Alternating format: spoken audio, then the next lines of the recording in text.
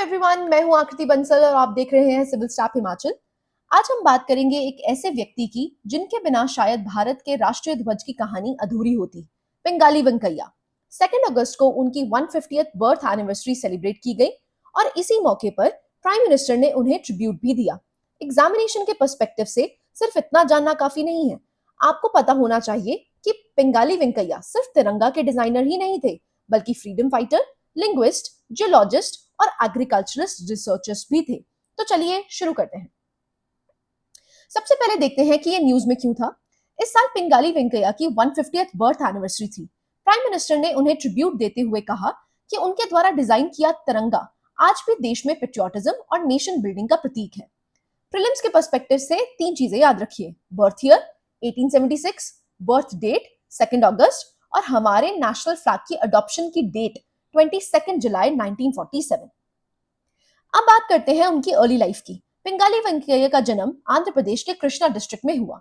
सिर्फ 19 साल की एज में उन्होंने ब्रिटिश आर्मी ज्वाइन कर ली। उन्हें साउथ अफ्रीका भेजा गया, जहां सेकेंड बोयर वॉर चल रहा था और यहीं पर उनकी मुलाकात हुई महात्मा गांधी से। यही मीटिंग फ्यूचर में भारत के राष्ट्रीय ध्वज की कहानी का फाउंडेशन भी बनी। सेकेंड बोयर वॉर सिर्फ एक मिलिट्री इवेंट नहीं था। इसी पीरियड में गांधी जी भी साउथ अफ्रीका में रेशियल डिस्क्रिमिनेशन के खिलाफ स्ट्रगल कर रहे थे। यही बेंगाली वेंकैया और गांधी जी की पहली मुलाकात हुई। बाद में जब गांधी फ्रीडम मूवमेंट के लीडर बने तो वेंकैया उनके साथ तिरंगा डिजाइन करने में जुड़े। एग्जामिनेशन के लिए साउथ अफ्रीका गांधी जी के लाइफ का भी बहुत इंपॉर्टेंट फेज बन जाता है।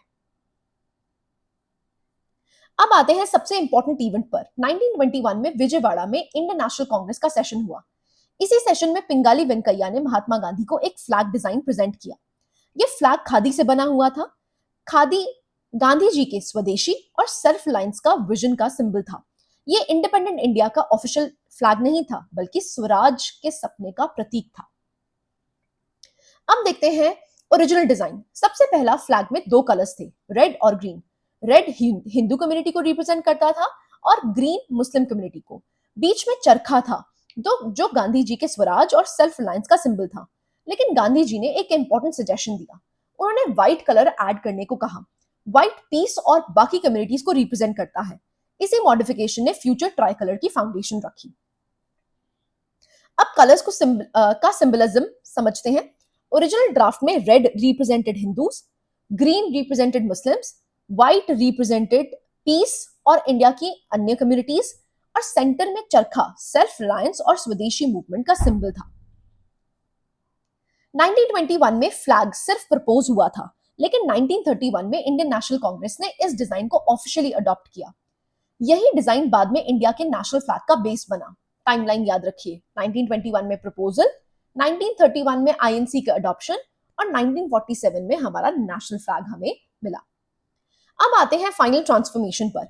1947 में कॉन्स्टिट्यूएंट असेंबली ने की एक एडहॉक कमेटी ने रेकमेंड किया कि ट्राई कलर के बेसिक डिजाइन सेम रहे।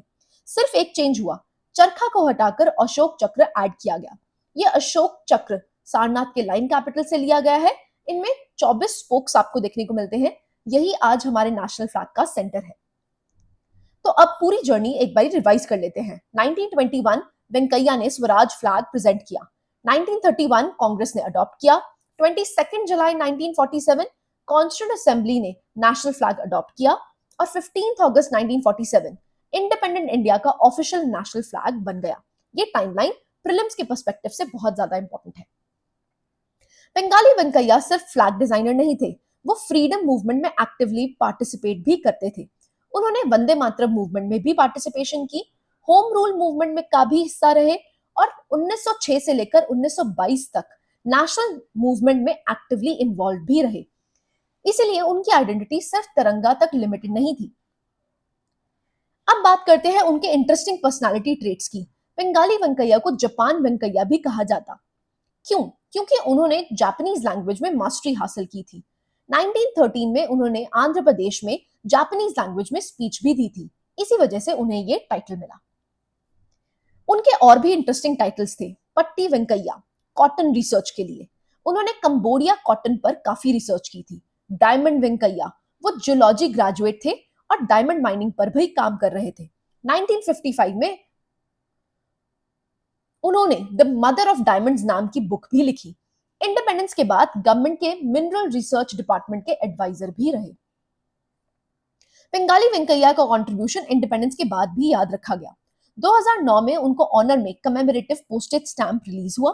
2015 में ऑल इंडिया रेडियो विजयवाड़ा के नाम पर उन्हीं के नाम पे रखा गया। ये दिखाता है कि देश ने उनके कंट्रीब्यूशन को ऑफिशियली रिकॉग्नाइज भी किया है।